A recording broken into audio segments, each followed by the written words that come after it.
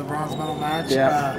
Doesn't get any more exciting than that. That's Greco-Roman wrestling at its finest. Two big heavyweights going for big moves and scoring big points. Yeah, I mean, it was fun to watch, and you know, that's what Greco's about. Where's the last time you saw a guy lose a bronze medal match due to a standing ovation and the winner yet looks like he lost?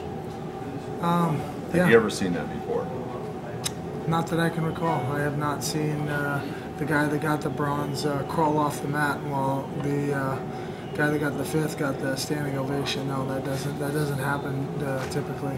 It all seemed to happen at the end of that, almost the end of the first period, when he was about ready to be teched and he threw him out of bounds. What did that do for his momentum?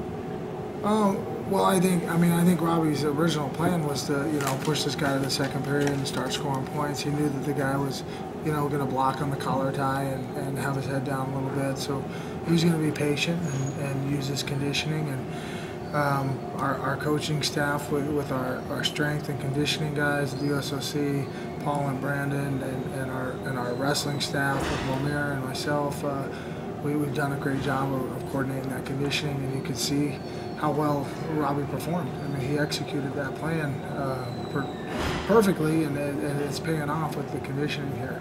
Do you feel like his confidence grew pretty much at the end of the first period? Like that throw, he was like, okay, I'm with this guy. Absolutely thought his confidence grew, but you know, and you saw him early in the match. He was looking for, you know, a headlock. He was looking for an arm throw.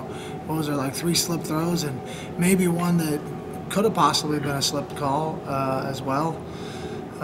So yeah, it was fun. Robby's always smaller than these other heavyweights. Did he show tonight an indication how he's going to be able to fight that in the future? Well, he's got a big heart, though, doesn't he? He's got a bigger heart than all the other heavyweights in his division, that's for sure. And he's developing the extra conditioning. The lungs, like a Roland Gardner type of guy. You know, Roland was always a well-conditioned heavyweight.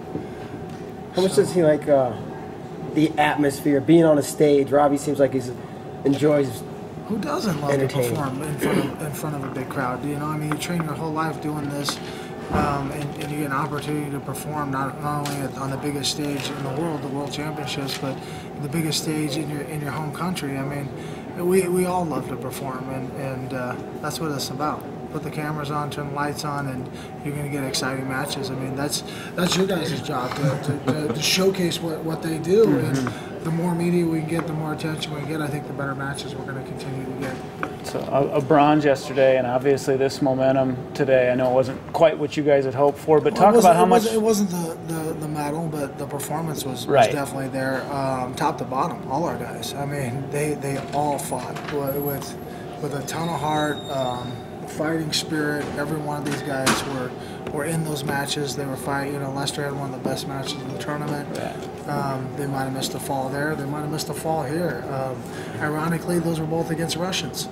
Is that a coincidence? I don't know.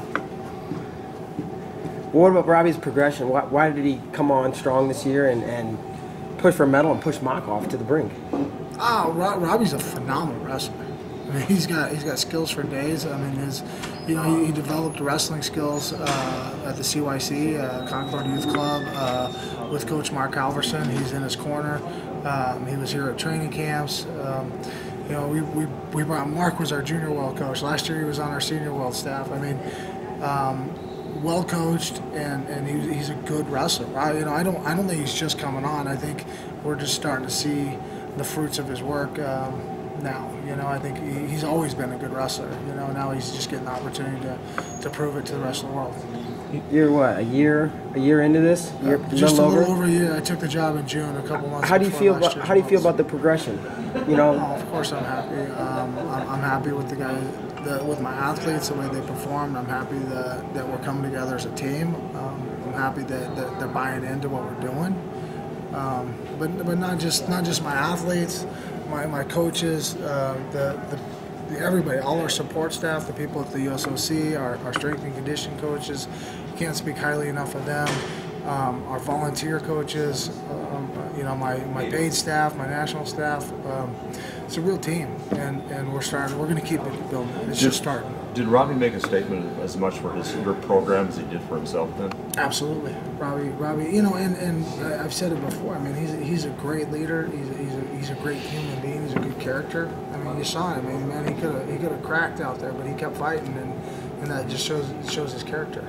You guys have just seemed to create a lot of energy and positive momentum around Greco. There just seems to be a buzz this year. That's obviously. the plan. So how does this set up? We need youth. Yeah. We need Yeah. the next generation Yeah. of guys, and I've got a whole suite full of Right. guys from 16 to 19, 20 years. I think my oldest kid up there is 20 years old. World team members on junior teams, on cadet teams, Fargo champions and cadets and the juniors. They're all sitting upstairs in my suite. Go talk to those guys. See how excited they are about what Greco-Roman's doing. So, you know, don't ask me. Ask the guys in the program.